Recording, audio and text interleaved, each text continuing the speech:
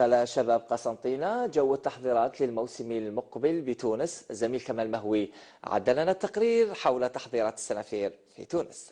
بعد أيام من الراحة في أرض الوطن عاد شباب قسنطينة إلى حمام بورقيبة التونسية لإجراء ثاني تربص له هذا الموسم، والذي عرف اكتمال التعداد بالتحاق المهاجم المغترب دحمان وأيضا حوري.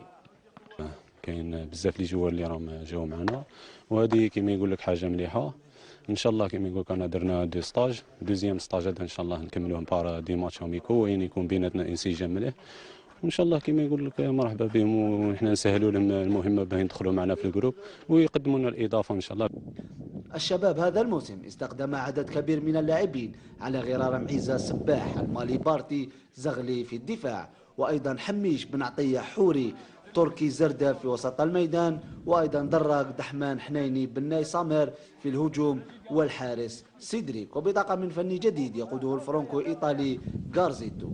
الحمد لله درنا ستاج الاول عدى بيان. دوزيام ستاج رانا بدينا فيه عندنا 2 جور كيما يقولك الحمد لله، سيرتو من ناحيه تاع الخدمه كاين كل شيء كيما يقولك لي تيران كاين وراهم واجدين. من الحاجه المليحه ما كانش لي بليسير.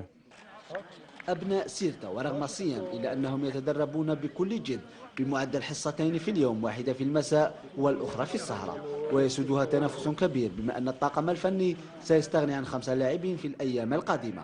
فمن سيكون الضحية ومن سيحمل القميص الأخضر والأسود خلال الموسم القادم الذي يتمنى السنافر أن يكون أفضل من الفارط، أين احتل رفقاق بزاز الصف الثالث.